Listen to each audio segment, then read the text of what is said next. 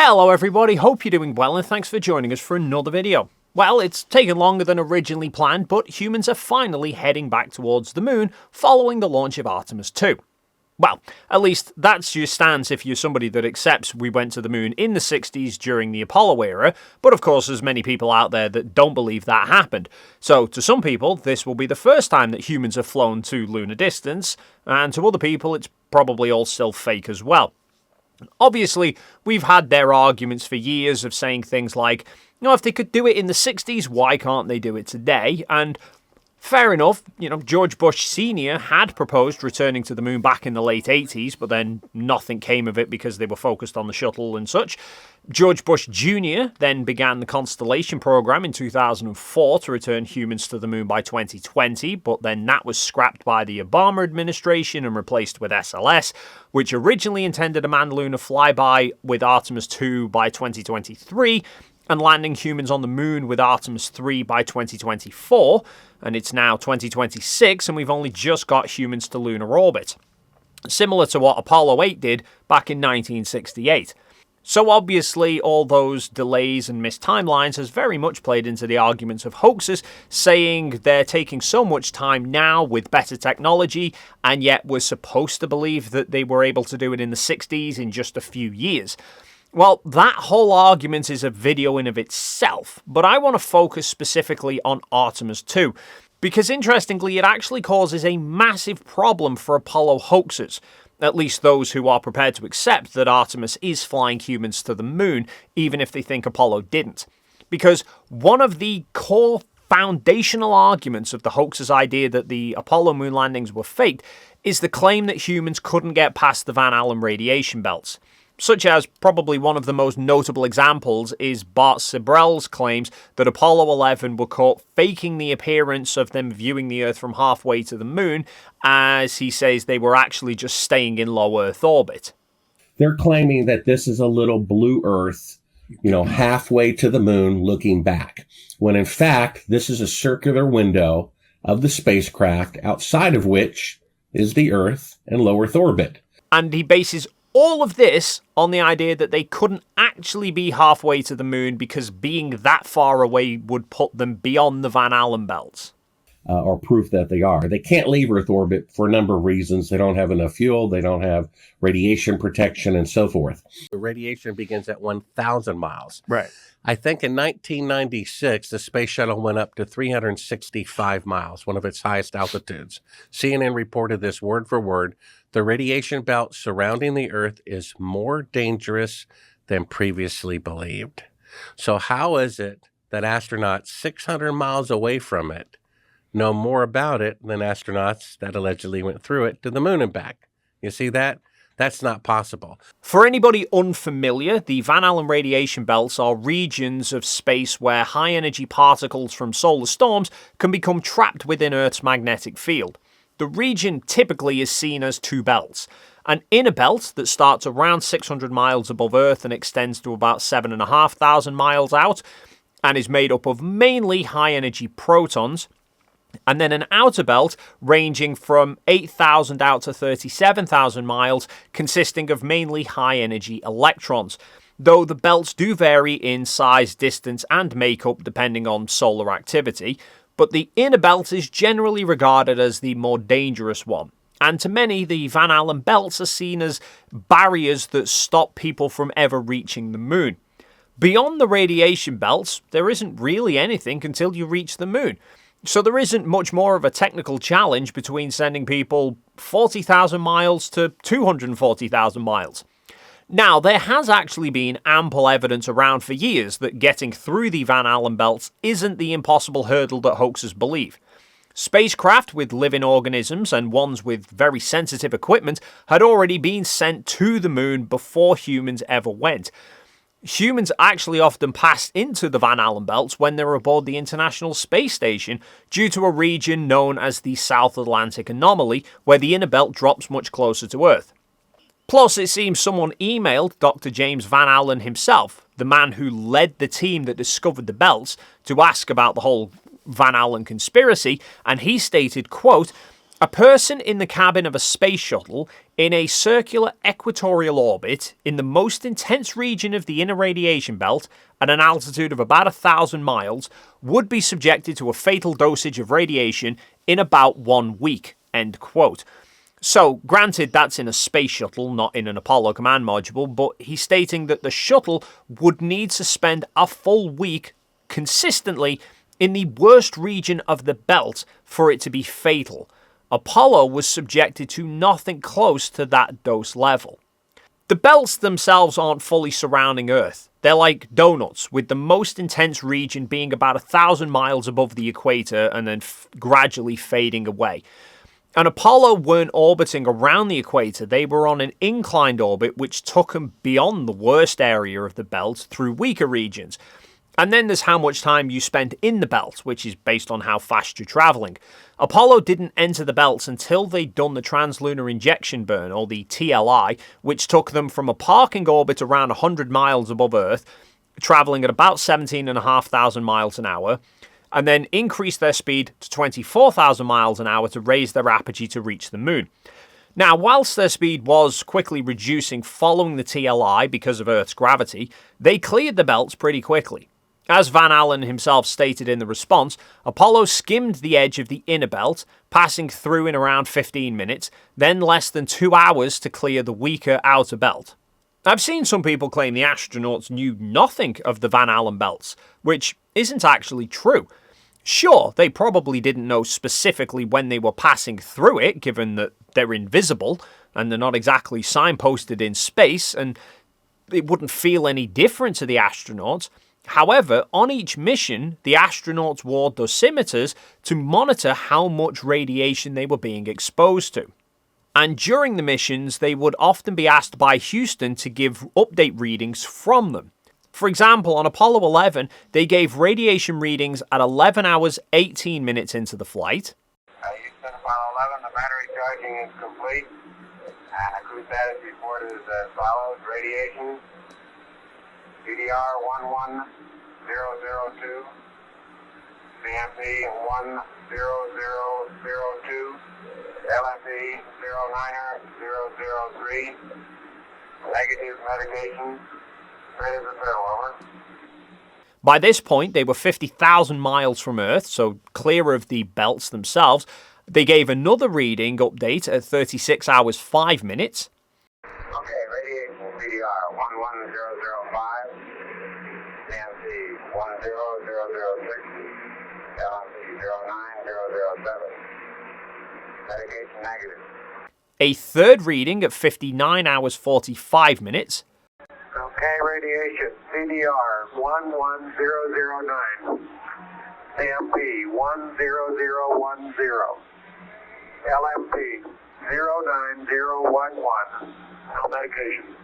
A fourth reading at 84 hours 38 minutes. And the radiation is as follows. CDR 11012, CMP 10013, LMP 09015. Negative medication, over. A fifth at 136 hours 56 minutes. Status report, radiation CDR 11017, CMP 10019, LMP 09020, no medication. Say again, please, Neil. You were breaking up. We missed that, over.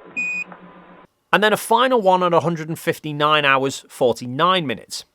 Okay, crew status report. Radiation CDR 11020, CMP 10022, LMP 09024. No medication. In fact, on the return to Earth during Apollo 10, the crew were asked specifically about giving a radiation update once they passed back through the Van Allen belts. Roger, can you give us a crew status report prior to turning in? Oh, we'd be glad to do that. Roger, they're interested in getting a hack on the radiation now and then after you get back down through the Van Allen belt. Roger. So, where does Artemis come into this? Well, Artemis II is essentially combining Apollo 7 and 8 into one mission. Artemis II is officially a test flight. Any new craft needs to be tested and certified as safe. It doesn't matter if similar things are being built in the past.